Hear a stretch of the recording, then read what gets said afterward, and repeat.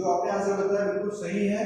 Adjacent angle मतलब इस तरह के एंगल जिसमें एक आर्म, आप उसको साइंटिफिक लैंग्वेज में या फिर मैथमेटिकल लैंग्वेज में क्या बोलोगे, there should be one arm which is common for the both angles, means अगर मैं इसको ए बी सी बोल दूं और ये मेरा डी है तो ए बी डी और डी बी सी ये दोनों एडजेसेंट एंगल हो जाएंगे, क्योंकि इन दोनों में बी डी ऐसा है जो कि कॉमन है। समझ में आएगा सभी को? तो मैं इसको एडजेसेंट एंगल बोल सकता हूँ। तो क्या लिखोगे, angle A B D and angle D B C are adjacent angle. सही है ना? किसी को दिक्कत है इसमें? They have one common vertex too. Common vertex से ये बात तो सही है, बट कॉमन वर्टेक्स से नहीं चलेगा। हमको क्या चाहिए? कॉमन वर्टेक्स तो ऐसे भी हो सकता है ना, ये देखो ए ओ पी और ये डी ओ सी, ये भी एडजेसेंट एंगल है क्या? नहीं पता question? Yes, are they adjacent angle? Sir board अच्छे से नहीं दिख रहा है। चलो ठीक है, इसको क्लियर करके देखता हूं मैं, इफ इट इज पॉसिबल। अभी देखो, अभी देखो, अभी दिख रहा है क्या? यस, दिख रहा है अभी? यस। तो आपको एक चीज ध्यान में रखनी है, एक कॉमन वर्टेक्स होने से कुछ भी नहीं होता है। कॉमन वर्टेक्स तो ए ओ बी और डी ओ सी का भी है, बट हम इनको एडजेसेंट एंगल बोल सकते हैं क्या? तो नहीं बोल सकते, क्योंकि एडजेसेंट एंगल होने के लिए जो मेन क्राइटेरिया है वो है एक कॉमन आर्म होनी चाहिए। जैसे B D is a common arm for A B D and B D C. B D C नहीं, ए बी सी। समझ में आया क्या? हाँ, वर्टिकल अपोजिट एंगल के बारे में हम लोग बाद में समझेंगे। तो ये एडजेसेंट एंगल वाला कांसेप्ट क्लियर हो गया सभी का? कोई डाउट है क्या एडजेसेंट एंगल में? Yes anyone? Voice is breaking. चलो फैन को एक बार बंद कर देता हूँ, फिर देखते हैं। आपके लिए देखो कितनी मेहनत करनी पड़ती है, गर्मी में पढ़ाना पड़ता है क्या?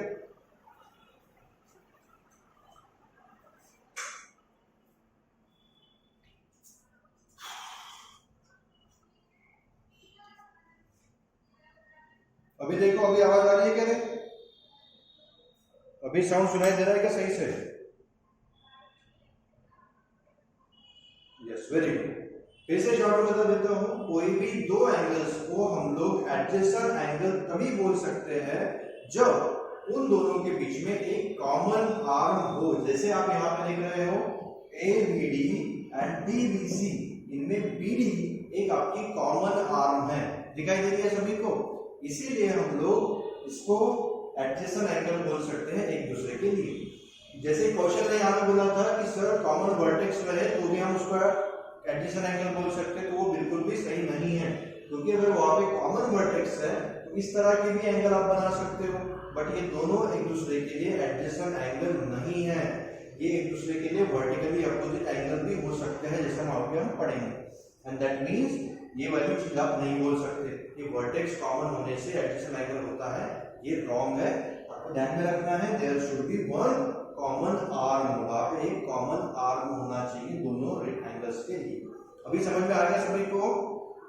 Yes, DBA and DBC, DBA and DBC बिल्कुल सही आंसर किया है वेदांत आपने, ये दोनों एक दूसरे के एडजेसेंट एंगल है। चलो एडजेसेंट एंगल वाला टॉपिक आपको समझ में आ गया होगा। अभी हम लोग आगे बढ़ते हैं नेक्स्ट टॉपिक की तरफ, ठीक है? एडजेसेंट एंगल के बाद हमें जो टॉपिक हमने देखा था लास्ट पीरियड में वो है लीनियर पेयर ऑफ एंगल्स। वो भी मैं शॉर्ट में यहाँ पे रिवाइज कर रहा हूँ, क्योंकि काफी दिनों के बाद आपके पीरियड हो रहे हैं, उसके कारण ये थोड़ा सा बताना जरूरी हो जाता है, नहीं तो फिर आप भूल गए और मैं आगे को बढ़ा देता हूँ, कोई दिक्कत कोई फायदा नहीं होगा। नेक्स्ट टॉपिक है लीनियर पेयर ऑफ एंगल। मैंने शॉर्ट में इसको लिखा हुआ है LPA करके, तो LPA जब भी लिखूं उसका मीनिंग क्या होता है? लीनियर पेयर ऑफ एंगल, ठीक है? सभी ने अपना माइक बंद ही रखना है, जो मैं यहाँ पे पढ़ा हूँ इसी के ऊपर ध्यान दो, कुछ डाउट है डायरेक्टली चैट बॉक्स में लिखो। तो लीनियर पेयर ऑफ एंगल क्या होता है? तो हमने एंगल्स के काफी अलग अलग टाइप समझे थे। एंगल्स के अलग अलग टाइप के अंदर अगर अभी भी किसी को उस टॉपिक में डाउट है तो मैं इसको साथ ही साथ रिकॉर्ड भी कर रहा हूँ, वो रिकॉर्डेड वीडियो आप बाद में देख लेना, उससे आपको समझ में आ जाएगा। ठीक है ना? ठीक है, आगे ध्यान दोगे। अभी हम लोग समझ रहे हैं लीनियर पेयर ऑफ एंगल्स के बारे में। अभी लीनियर पेयर ऑफ एंगल्स क्या होता है? तो हमने आपको काफी अलग अलग टाइप्स के मैंने एंगल समझाए। हमने स्टार्ट किया था एक्यूट एंगल से, acute angle, then obtuse angle, then right angle, straight angle, reflex angle, complete angle. ये हमने अलग अलग टाइप्स पढ़े हैं ऑलरेडी एंगल्स के। इसमें एक एंगल हमने पढ़ा था स्ट्रेट एंगल। कौन सा? Straight angle. कोई बता सकता है मुझे स्ट्रेट एंगल का मेजरमेंट कितना होता है? Yes anyone? माइक ऑन करके मत बताओ, मुझे सुनाई नहीं देता है। यस, वेदांत ने यहाँ पे आंसर कर दिया है 180। देन सोनिया ने भी यहाँ पे आंसर कर दिया 180, परीक्षित ने भी आंसर कर दिया 180। तो 180 डिग्री ये मेजरमेंट होता है किसका? एक स्ट्रेट एंगल का। तो ये जो मेरा एंगल यहाँ पे बन रहा है ये स्ट्रेट एंगल है। समझ में आ गया सभी को? 180 डिग्री का वहां पे मेजरमेंट आएगा, ये भी समझ में आएगा, है ना? अभी देखो मैं क्या करता हूं, मैंने यहाँ पे एक ऐसे रे बना दिया, तो उससे क्या हो गया? ये स्ट्रेट एंगल दो डिफरेंट एंगल्स के अंदर डिवाइड हो चुका है। दिखाई दे रहा है सभी को? मैंने एक एंगल को जो कि स्ट्रेट एंगल था उसको दो एंगल्स में डिवाइड कर दिया, है ना? तो ऐसी कंडीशन में इन दोनों की एडिशन कितनी होनी चाहिए? आप बताओ, आप बताओ। अभी अगर मैं इसको बोलूं एंगल ए और इसको बोल दूं एंगल बी, तो एंगल ए प्लस बी कितना आना चाहिए? 180। बिल्कुल सही आपने जवाब दिया है। अभी भी इसका एडिशन 180 डिग्री ही आएगा, क्योंकि वो तो स्ट्रेट एंगल के ऊपर ही फॉर्म हो रहा है ना। समझ में आ रहा है आपको? क्योंकि जैसे वो स्ट्रेट एंगल था, अभी भी वो स्ट्रेट एंगल ही है, उसके ऊपर आप कितने भी रे बना दो, उसकी एडिशन हमेशा 180 डिग्री ही आएगी। और इसी को हमने नाम दिया है लीनियर पेयर ऑफ एंगल्स। कौन से एंगल लीनियर पेयर में बन जाएंगे? Angle A and angle B are in linear pair. तो एंगल ए और बी एक दूसरे के साथ लीनियर पेयर में है, और उसके कारण इनकी एडिशन हमेशा आपको 180 डिग्री की ही मिलेगी। समझ में आया क्या? लीनियर पेयर वाला टॉपिक समझ में आ गया सभी को? यस और no? Have you understood the topic? Yes, बिल्कुल सही। तो आपने यहाँ पे लीनियर पेयर ऑफ एंगल्स के बारे में भी समझ लिया है। अभी एक छोटा सा टॉपिक है, वो भी मैं बता देता हूँ आपको, वो है वर्टिकली अपोजिट एंगल। उसके बारे में भी हमें यहाँ पे समझना है। जो भी मैं यहाँ पे बता रहा हूँ वो सारी चीजें आप अपने रजिस्टर में लिख लिया करो, ठीक है? लिखने में टाइम नहीं मिलता है तो आप क्या करोगे, उसका स्क्रीनशॉट लेके रख लोगे, बाद में भी आप उसको लिख सकते हो, कोई दिक्कत नहीं है। एट द सेम टाइम लिखने की कोई जरूरत नहीं है, उसको आप बाद में भी लिख सकते हो, ठीक है? मैं इसको बाद में अपलोड कर दूंगा वीडियो, वहां से भी आप उसको देख के सभी चीजें अपने नोटबुक में रजिस्टर में नोट डाउन कर लिया करो। इसके बाद छोटा सा एक टॉपिक है, वो है वर्टिकली अपोजिट एंगल। हमको क्या लिखना है? Vertically opposite angle. उसको मैं शॉर्ट में लिख रहा हूँ VOA। VOA का मतलब हमेशा ध्यान में रखना, मैं जब भी यूज करूँ उसका मतलब होता है वर्टिकली अपोजिट एंगल। अभी वर्टिकली अपोजिट एंगल क्या होते हैं वो मैं आपको शॉर्ट में यहाँ पे समझाता हूँ। देखो मेरे पास क्या है, दो लाइन्स है। ये एक लाइन है, इसको मैंने बोल दिया लाइन L, और मेरे पास ये दूसरी लाइन है, इसको मैं बोल देता हूँ लाइन M। सभी को दोनों लाइन दिखाई दे रही है अच्छे से? मेरे पास दो लाइन्स है, एक है लाइन L एंड दूसरी है लाइन M, ठीक है? ये दोनों लाइंस एक दूसरे के साथ इंटरसेक्ट कर रही है एक पॉइंट पे, उसको मैं नेम दे देता हूं पॉइंट O। दिखाई पड़ रहा है सभी को? अभी देखो इसमें होता क्या है, अगर आप इसमें देखोगे तो चार एंगल्स फॉर्म हो रहे हैं, ठीक है ना? मैं इसको नाम दे देता हूं angle A, angle B, angle C and angle D। सभी को चारों एंगल दिख रहे हैं अच्छे से? कोई दिक्कत है इसमें? यस? फास्ट लिखो कमेंट बॉक्स में, फास्ट टाइपिंग क्या करो, वैसे तो आप टाइपिंग करने में फास्ट ही हो ना? यस, सभी को दिखाई दे रहा है? हमारे पास चार एंगल्स है, चारों को मैंने नेम दे दिया angle A, angle B, angle C and angle D। अभी होता क्या है, देखो ऐसी कंडीशन में आपको ऐसे एंगल ढूंढने हैं जो एक दूसरे के बिल्कुल अपोजिट डायरेक्शन में देख रहे हैं। जैसे एंगल A ऊपर की तरफ दिख रहा है और एंगल C नीचे की तरफ दिख रहा है, तो ये दोनों एंगल एक दूसरे के वर्टिकली अपोजिट एंगल है। समझ में आएगा सभी को? Angle A and angle C are vertically opposite angle. मैं यहां पे लिखूंगा angle A and angle C are vertically opposite angle. आगे समझ में? और बताओ इसके अलावा और कौन सी पेयर है इसमें अपोजिट एंगल की, वर्टिकली अपोजिट एंगल की और कौन सी पेयर है? यस बताओ। हमने बता दिया ए और C are vertically opposite angle. हाँ, इसके अलावा पार्थ ने आंसर कर दिया, वेरी गुड पार्थ। सोनिया ने भी आंसर कर दिया, हर्ष ने आंसर कर दिया। बी एंड डी, बी और डी भी एक दूसरे के वर्टिकली अपोजिट एंगल्स है, क्योंकि बी लेफ्ट में देख रहा होगा तो डी जो है वो राइट में देख रहा है, मतलब एक दूसरे के बिल्कुल अपोजिट डायरेक्शन में दोनों देख रहे हैं, और इसीलिए मैं इन दोनों को क्या बोल सकता हूँ, वर्टिकली अपोजिट एंगल। तो वर्टिकली अपोजिट एंगल में कोई दिक्कत है किसी को? समझ में आ गया? Understood everyone? Yes yes, very good. अभी हमें कुछ एक्सियम समझने हैं। अभी एक्सियम का मतलब क्या होता है वो पहले आप समझ लो। एक्सियम हमें समझना है, और एक्सियम का उसके पहले हम मीनिंग समझेंगे कि what is mean by axiom. तो एक्सियम का मतलब क्या होता है? एक तरह का यूनिवर्सल ट्रूथ आप बोल सकते हो। क्या बोल सकते हो?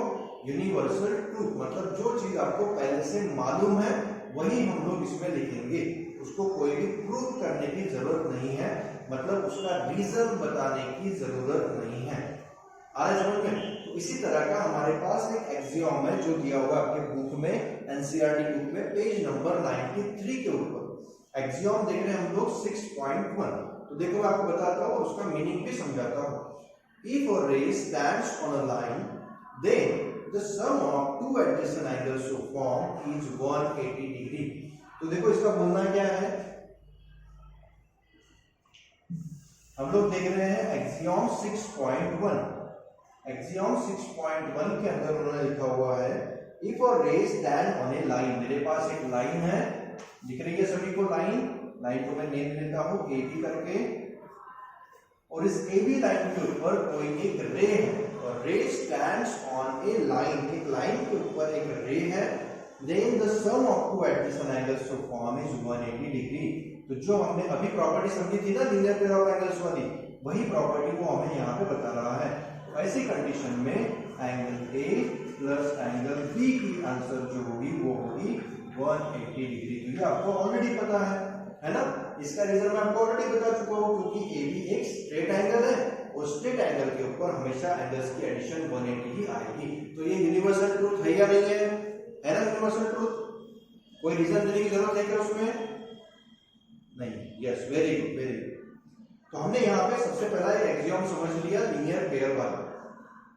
अभी इसी एक्सियम का एक कन्वर्स भी है, एक्सियम 6.2, जो कि इसका कन्वर्स है। अभी कन्वर्स का मतलब क्या होता है ये मैं आपको पहले समझा देता हूँ, क्योंकि ये सारी चीजें आपके लिए फर्स्ट टाइम आई हैं। आपने 8th में कन्वर्स नाम कभी सुना नहीं होगा। अभी आपको ये सारे नाम पहली बार सुनने को मिल रहे हैं, तो इसका भी मीनिंग मैं आपको बता देता हूँ। कन्वर्स का मीनिंग क्या होता है? तो कन्वर्स का मीनिंग क्या होता है? जैसे हम लोग क्या बोल सकते हैं, जैसे मैं बोल सकता हूं फॉर एग्जांपल एक कोई लड़का है मेरे पास अंकित, ठीक है, और उसके पापा का नाम जो है वो है अमर, ठीक है। तो अंकित जो है वो लड़का है और अमर जो है वो उनके पापा है, ठीक है। तो मैं क्या बोल सकता हूं, अंकित इज अ चाइल्ड ऑफ अमर, या फिर मैं बोल सकता हूं अंकित इज ए बेबी ऑफ अमर। कुछ भी अलग अलग टाइप से इसको बोल सकते हो, या फिर मैं बोल सकता हूं अंकित जो है वो अमर का लड़का है ना। अलग अलग लैंग्वेज में आप इसको अलग अलग तरीके से लिख सकते हो। बट इसका कन्वर्स कैसे लिखोगे? तो मैंने बोला अंकित अमर का लड़का है, अगर मैं बोल दूं अमर अंकित के पापा है, तो ये क्या हो गया, उसका कन्वर्स हो गया। मतलब उसी स्टेटमेंट को आप अलग तरीके से लिख रहे हो। समझ में आया क्या आपको कन्वर्स वाला कंसेप्ट? यस और no? Yes yes, very good. तो एक चीज को मैं दो तरह से बोल सकता हूं ना। मैं बोल सकता हूं अंकित जो है वो अमर का लड़का है, और उसी को मैं बोल सकता हूं अमर जो है वो अंकित के पापा है। समझ में आ रहा है आपको? मतलब हमने क्या किया, एक दूसरे का बिल्कुल अपोजिट लिखा हुआ है। इसी को अगर मैं यहां की लैंग्वेज में बताऊं तो देखो कैसे होगा। अगर कोई लाइन के ऊपर एक रे है तो उन दोनों एंगल की एडिशन 180 होती है ना। तो ये हो गया हमारा 6.1 वाला एक्सियम। अभी इसका कन्वर्स क्या बनेगा, एकदम इससे अपोजिट। अगर दो एडजेसेंट एंगल की एडिशन 180 आती है, मैं क्या बोल रहा हूं अच्छे से सुनो, अगर दो एडजेसेंट एंगल की एडिशन 180 डिग्री आती है तो ऐसी कंडीशन में वो दोनों adjacent angle linear pair of angles form करेंगे। समझ में आएगा आपको? अगर हमारे पास दो एडजेसेंट एंगल की एडिशन 180 है, मतलब angle A plus angle B 180 है, तो ये ए बी एक स्ट्रेट एंगल हो जाएगा, या फिर ये A B linear pair of angle form करेगा। समझ में आ गया? तो ये दोनों एक दूसरे के क्या है, कन्वर्स है। मतलब ये वाला आपका ओरिजिनल एक्सियोम था, तो ये उसका कन्वर्सन। मतलब क्या हुआ कि स्ट्रेट लाइन के ऊपर या फिर स्ट्रेट लाइन के ऊपर फॉर्म होने वाले एंगल्स की एडिशन 180 होती है, या फिर अगर दो एडजेसेंट एंगल की एडिशन 180 आ रही है तो वो आपके स्ट्रेट एंगल हो जाएंगे। दोनों एक दूसरे का अपोजिट है। समझ में आ गया सभी को? कुछ डाउट है क्या? Yes, is any doubt is there? No doubt. तो आपको समझ में आ चुका है कि हम लोग कैसे इसका यूज कर सकते हैं, ठीक है ना? No doubt, very good. तो ये हमारे पास दो एक्सियोम थे जिनका हमें यूज करना पड़ेगा आगे जाके, ठीक है? अभी हमें एक थ्योरम भी समझना है, काफी इंपॉर्टेंट थ्योरम है एग्जाम पॉइंट ऑफ व्यू भी, और अभी आपके लिए सबसे पहला थ्योरम है, क्योंकि अभी तक आपने कोई थ्योरम वगैरह पढ़ा नहीं होगा, है ना? 8th स्टैंडर्ड तक आपको थ्योरम नाम का कोई कंसेप्ट नहीं था, बट अभी आपको थ्योरम को पढ़ना है, तो थोड़ा अच्छे से ध्यान देना। थ्योरम होता क्या है, उसको कैसे सॉल्व करना होता है, वो सभी मैं आपको यहाँ पे समझाऊंगा। अच्छे से अगर आपने ध्यान दिया तो थ्योरम में आपको कभी भी डाउट नहीं जाएगा, आप काफी इजीली उसको समझ पाओगे। तो अच्छे से फोकस होके सामने की तरफ ध्यान दो। हम लोग अभी समझने वाले हैं थ्योरम 6.1। सबसे पहले मैं आपको थ्योरम इस वर्ड का मीनिंग बता देता हूँ, थ्योरम क्या होता है। तो इसके पहले मैंने आपको बताया axiom is nothing but a kind of universal truth. वो एक तरह का यूनिवर्सल ट्रूथ है, मतलब जिसको सभी लोग पहले से जानते हैं, सभी को मालूम है, उसको कोई प्रूफ देने की जरूरत नहीं है, ऐसी चीज को एक्सियोम बोला जाता है। बट कुछ कंसेप्ट ऐसे भी है जिसको आपको प्रूव करके दिखाना पड़ता है ना? ऐसे भी कुछ कंसेप्ट है जिनको आपको प्रूफ देना पड़ता है। जैसे किसी ने बोल दिया कि देखो सर ये लड़का है, इसने मेरे उसको मारा था, है ना? या फिर ये जो लड़का है इसने मेरे पास का मेरा पेन चुरा लिया, तो ऐसा बोल देने से मैं मान लूंगा कि आपकी बात को? यस, मान लूंगा मैं आपकी बात को या नहीं मानूंगा? नहीं मानूंगा। मुझे क्या चाहिए होगा? प्रूफ चाहिए होगा। मैं आपसे पूछूंगा कि नहीं आपने कैसे बोल दिया उसने आपका पेन चुराया, आपके पास क्या प्रूफ है? प्रूफ बताओ। समझ में आता है ना? तो सेम कंडीशन यहाँ पे भी अप्लाई होती है। तो कभी कभी आपको कुछ ऐसे स्टेटमेंट दिए जाते हैं जिनका आपको प्रूफ दिखाना है, मतलब आपको बताना है कि ये जो स्टेटमेंट दिया वो किस तरह से सही है। तो इसी तरह के स्टेटमेंट्स को हम लोग थ्योरम बोलते हैं। तो थ्योरम में प्रूफ काफी जरूरी होता है, आपको प्रूफ देना बहुत ही जरूरी है। तो हम लोग यहाँ पे अभी एक स्टेटमेंट में आपको बताऊंगा, उसका प्रूफ कैसे देना है ये भी मैं आपको समझाऊंगा। काफी सिंपल है, अगर आप अच्छे से ध्यान दोगे तो आपको कोई भी दिक्कत नहीं जाएगा, मैं आपको गारंटी के साथ बता सकता हूँ। तो अच्छे से ध्यान दो, थ्योरम का स्टेटमेंट कैसा है, उससे मैं कैसे डायग्राम बनाता हूँ, उससे मैं कैसे करता हूँ। एक चीज ध्यान में रखो, थ्योरम में आपको सिर्फ एक सिंपल सा स्टेटमेंट दिया होता है, उसके अलावा थ्योरम के अंदर कुछ भी दिया नहीं होता है। आपको उसी स्टेटमेंट से पूरा सब कुछ लिखना है ना? तो इसी के कारण काफी बच्चों को थ्योरम वाला कंसेप्ट थोड़ा सा डिफिकल्ट भी लगता है, बट अगर आप अच्छे से ध्यान दोगे तो मैं आपको गारंटी के साथ बताता हूँ आपको काफी सिंपल लगेगा थ्योरम भी। तो अच्छे से ध्यान दो, और जो मैं यहाँ पे बताऊंगा उसको घर पे अपने मन से प्रैक्टिस भी करके देखना, ठीक है? हाँ, मैं इस वीडियो को साथ ही साथ रिकॉर्ड भी कर रहा हूँ, किसी को कुछ दिक्कत है उस रिकॉर्डिंग को बाद में भी देख सकते हो, कोई प्रॉब्लम नहीं है। तो देखो क्वेश्चन नंबर थ्योरम नंबर 6.1 को मैं यहाँ पे आपके लिए एक्सप्लेन कर रहा हूँ, ठीक है? तो देखो थ्योरम में क्या बोला है, मैं स्टेटमेंट पढ़ता हूँ और उससे मैं क्या क्या करूंगा वो आप अच्छे से समझना। If two lines intersect each other, पहले पूरा स्टेटमेंट पढ़ लेता हूँ। If two lines intersect each other, then the vertically opposite angles are equal. तो जब भी आपको थ्योरम दिया होता है, उस थ्योरम में काफी बार आप देखोगे कि शुरुआत में एक स्टेटमेंट दिया होता है जो इफ करके लिखा होता है। क्या लिखा होता है? इफ, और बाद में कॉमा करके कोई दूसरा स्टेटमेंट दिया होता है, या फिर देन करके कोई दूसरा स्टेटमेंट दिया होता है। तो इफ करके जो स्टेटमेंट दिया होता है वही आपका गिवन होता है, मतलब वो आपको गिवन के अंदर लिखना है। समझ में आया क्या? जो स्टेटमेंट इफ करके लिखा होता है वो आपका गिवन स्टेटमेंट होता है, और जो स्टेटमेंट देन करके लिखा होता है या फिर कॉमा के बाद में लिखा होता है वो होता है आपका टू प्रूफ। आया समझ में? यस। गिवन किसको बोलोगे, टू प्रूफ किसको बोलोगे, ये आपको समझ में आया क्या? पहले तो बता।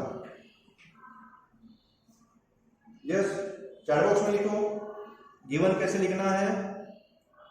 हाँ, चैट बॉक्स में आपको लिखना है गिवन। आपको समझ में आया क्या कैसे लिखना है? वो लिखना लिख के मैं आपको बताऊंगा, बट लिखना क्या है ये समझ में आ गया। गिवन में क्या लिखना है, जो इफ करके दिया होता है वो गिवन में लिखना, और जो देन करके या फिर कॉमा के बाद में लिखा होता है वो आपको टू प्रूफ में लिखना है। ठीक है, देखो मैं लिख देता हूं। साथ ही साथ आपको इसकी डायग्राम भी बनानी है, तो मैं डायग्राम भी बना लेता हूँ, गिवन भी लिख के बताता हूँ, टू प्रूफ भी लिख के बताता हूँ। तो देखो डायग्राम कैसे बनाऊंगा। If two lines are intersect each other, अगर दो लाइन एक दूसरे को इंटरसेक्ट कर रही है, वो खुद ही तो बता रहा है। देखो उसने बोला था दो लाइन एक दूसरे को इंटरसेक्ट कर रही है, तो मैंने दो इंटरसेक्टिंग लाइन बना दी। समझ में आया? यस। उसने खुद ही बोला था two lines, if two lines are intersecting each other, अगर दो लाइन एक दूसरे को इंटरसेक्ट कर रही है, ऐसा उसने खुद बोला है। इसीलिए मैंने यहाँ पे दो लाइन्स बनाई जो एक दूसरे के साथ इंटरसेक्ट कर रही है। इनको मैं अपने मन से कोई भी नाम दे देता हूँ, लाइन यल एंड लाइन यम। ठीक है, अभी क्या करोगे, इसी को गिवन में लिखोगे। क्या लिखोगे? Line L and line M. इसको मैं कोई पॉइंट दे देता हूं, पॉइंट को line L and line M intersect at point O. मैंने गिवन कैसे लिखा समझ में आ गया क्या? यस, समझ में आ गया। मैंने यहाँ पे लाइन यम और लाइन यम को क्यों ड्रॉ किया और मैंने गिवन कैसे लिखा, इतना समझ में आया सभी को? फटाफट आंसर करते जाओ, यस और नो। नहीं समझा सर, ओके कोई बात नहीं, फिर से बता दूं मैं आपके लिए। मैं आपके लिए स्टेटमेंट को फिर से पढ़ता हूं और मैंने कैसे गिवन लिखा ये भी मैं आपको बताता हूं। देखो, if two lines intersect each other, मैंने बोला था जो गिवन में शुरुआत में इफ करके स्टेटमेंट लिखा है वही आपका गिवन है। उसने बोला था if two line intersect each other, अगर दो लाइन एक दूसरे को इंटरसेक्ट कर रही है, ऐसा उसने बोला है ना। इसीलिए मैंने यहाँ पे दो लाइन ड्रॉ कर दी और उनको एक दूसरे को इंटरसेक्ट करते हुए एक पॉइंट दिखा दिया। इतना समझ में आया? डायग्राम कैसे ड्रॉ की ये समझ में आ गया?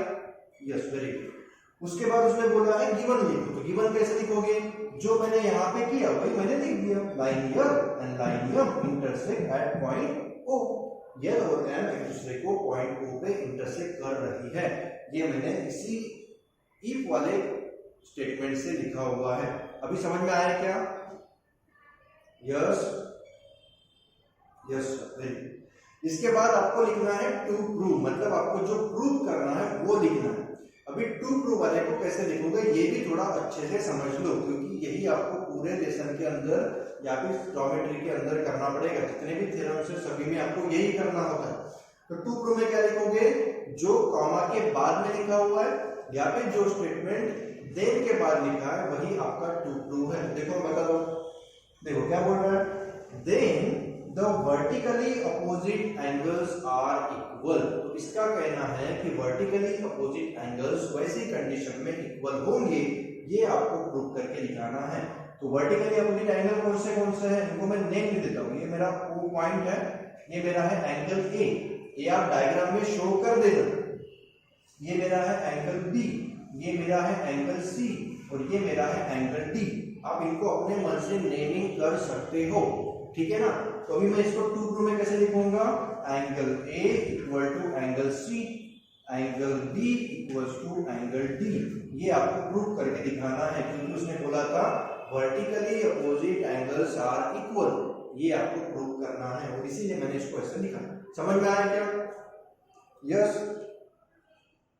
यस और नो, समझ में आ गया? यस, नहीं। तो आपको करना क्या है, वर्टिकली अपोजिट एंगल को इक्वल दिखाना है। तो वर्टिकली अपोजिट एंगल कौन से थे वही मैंने यहाँ पे लिख दिए। ए के वर्टिकल अपोजिट कौन सा था? सी था, और बी के वर्टिकल अपोजिट कौन सा था? डी था। तो इसी के कारण ए को सी से इक्वल दिखाना है और बी को डी से। यही आपको टू प्रूव में करना है। समझ गया सभी को? Yes, very good. इसके बाद हम लोग लिखेंगे इसका प्रूफ। ये सब कुछ आपको थ्योरम का स्टेटमेंट पढ़ के अपने मन से करना है, ठीक है ना? तो इसीलिए आपको अच्छे से ध्यान देना है। मैं किस तरह से इसको सॉल्व कर रहा हूँ, अच्छे से फोकस के साथ ध्यान दो। आप इसको समझ लोगे तो बाकी भी सारे थ्योरम्स आपको समझने में काफी आसान हो जाएंगे। अभी इस थ्योरम को प्रूव करने के लिए हमारे पास दो ही प्रॉपर्टीज है। एक प्रॉपर्टी थी कौन सी? लीनियर पेयर ऑफ एंगल वाली, और दूसरी उसकी एक्सियोम। तो उसका यूज करके ही हमें इसको सॉल्व करना है। तो देखो कैसे करूंगा मैं, अच्छे से ध्यान देना, बहुत इजीली आप कर पाओगे। देखो, angle A plus angle B equal to 180 degree, ऐसा मैं लिख सकता हूं क्या? जो मैंने लिखा हो सही है? Yes. Angle A is equal to angle B. Yes, Sonia Sharma ने बोल दिया यस सर, आपने जो लिखा बिल्कुल सही है। इसका रीजन कोई बता सकता है?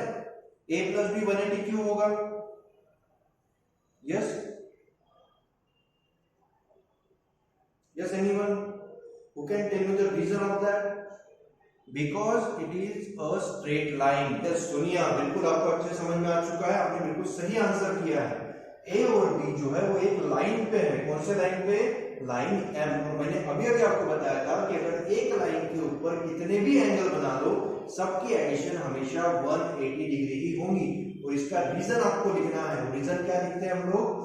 Linear pair of angle. मैं यहाँ पे शॉर्ट में कुछ अलग लिखूंगा, बट आपको पूरा लिखना है लीनियर पेयर ऑफ एंगल। मैंने शॉर्ट में लिखा है, आप उसको पूरा लिखोगे एग्जाम में भी और अभी बुक में लिखते समय भी। लीनियर पेयर ऑफ एंगल का मतलब होता है एक लाइन पे आने वाले एंगल्स। तो ये एक लाइन पे आने वाले एंगल्स हैं और इसीलिए इनकी एडिशन 180 डिग्री होंगी। समझ में आया यहां तक? अभी उसके नीचे लिखता हूं, थोड़ा सा कॉमेंट को एडजस्ट कर रहा हूं मैं। तो angle A plus angle B की एडिशन आपकी 180 आ रही है। इसको मैं बोल देता हूं पॉइंट नंबर 1, ठीक है? अभी और देखो, ए और बी की एडिशन 180 है। अभी क्या करो, ए बी की ले लो या फिर बी सी की ले लो, मतलब कोई भी दो अलग एंगल लो जिसमें इनमें से कोई ना कोई एक कॉमन पॉइंट आना चाहिए। तो मैं क्या करता हूँ, ए बी वाला लेता हूँ। ए बी मैं ऑलरेडी ले चुका हूँ, तो ए डी वाला लेता हूँ। Angle A plus angle D equals to 180 लिख सकता हूँ क्या मैं? यस, जो मैंने लिखा सही है। Angle A plus angle D is 180। किसी को डाउट है क्या इसमें? यस, सभी लोग यस बोल रहे हैं, मतलब आपको समझ में आ रहा होगा। ए को और डी को ऐड करने पे भी 180 होगा। इसका रीजन भी सेम वही है। देखो आप लोग, ए और डी एक सेम लाइन पे आ रहे हैं, ए और बी भी एक सेम लाइन पे आ रहे थे, और इसी के कारण इनकी एडिशन भी 180 होंगी। समझ गया सभी को? अभी एक चीज ध्यान में रखो, दोनों भी इक्वेशन में उनकी राइट हैंड साइड सेम है। दोनों की भी इक्वेशन की राइट हैंड साइड में 180 लिखा हुआ है। मतलब मैं इनकी लेफ्ट हैंड साइड को भी एक दूसरे के साथ इक्वल समझ सकता हूं क्या? यस और नो? अगर उनकी राइट हैंड साइड सेम है तो लेफ्ट हैंड साइड भी सेम ही होंगी ना। और इसीलिए मैं यहां पे बोल सकता हूं फ्रॉम 1 and 2, पहले और सेकंड पॉइंट का यूज करके मैं यहां पे क्या लिख सकता हूं? Angle A plus angle B equal to angle A plus angle D. जो मैंने लिखा वो समझ में आया सभी को? यस, जो मैंने लिखा वो समझ में आ गया। A plus B equal to A plus D कैसे आया? समझ में आ गया ना? अभी देखो, मैं इससे जो हमें प्रूव करना है उसको कैसे प्रूव करके दिखाता हूं। देखो, दोनों भी इक्वेशन के लेफ्ट में और राइट में ए लिखा हुआ है, तो मैं ए को यहां से कैंसिल कर सकता हूं। सही है, मैं ए को वहां से कैंसिल कर सकता हूं क्या? क्योंकि दोनों साइड में सेम सेम नंबर लिखा हुआ है। सेम चीज अगर इक्वल टू के लेफ्ट में राइट में दिखे तो आप उसको डायरेक्टली कैंसिल आउट कर सकते हो, ठीक है? और उसी के कारण मुझे जो यहाँ पे मिलेगा वो क्या मिलेगा? देखो इधर लिखता हूं मैं, angle B is equal to angle D. ये मैंने लिख दिया वहां से। जो मैंने लिखा वो समझ में आया सभी को? क्योंकि ए कैंसिल हो चुका है तो मेरे पास क्या बचा, angle B is equal to angle D, है ना। और वही तो हमको प्रूव करना था, देखो angle B is equal to angle D ही प्रूव करना था। और सिमिलरली हम लोग एंगल ए को भी सी के साथ इक्वल प्रूव कर सकते हैं, उसको अलग से प्रूव करने की जरूरत नहीं है। यहाँ पे आप लिख दोगे similarly we can prove that, जैसे आपको शॉर्ट में वहां पे लिखना है, ये पीटी का मतलब क्या है, प्रूव दैट, वहां पे पूरा लिखोगे, मैं शॉर्ट में लिख रहा हूं similarly we can prove that angle A is equal to angle C, है ना। और उसके बाद में लिखोगे हेंस प्रूव्ड, जो आपको प्रूव करना था वो आप ऑलरेडी प्रूव कर चुके हो। आएगा समझ में आपको, मैंने थ्योरम को कैसे प्रूव किया वो आपको समझ में आया क्या? Yes everyone, yes sir, very good, आपको समझ में आ चुका है, वेरी गुड। सभी लोग अपने माइक्स को बंद ही रखो, कितनी बार बताना पड़ेगा आपको, माइक्स ऑन करने की कोई भी जरूरत नहीं है क्योंकि आपका साउंड मुझे सुनाई नहीं देता है, ठीक है। इस वीडियो को मैं साथ ही साथ रिकॉर्ड भी कर रहा हूँ, रिकॉर्डिंग भी मैं अपलोड कर दूंगा, तो वहां से भी आप इसको देख सकते हो बाद में, ठीक है ना।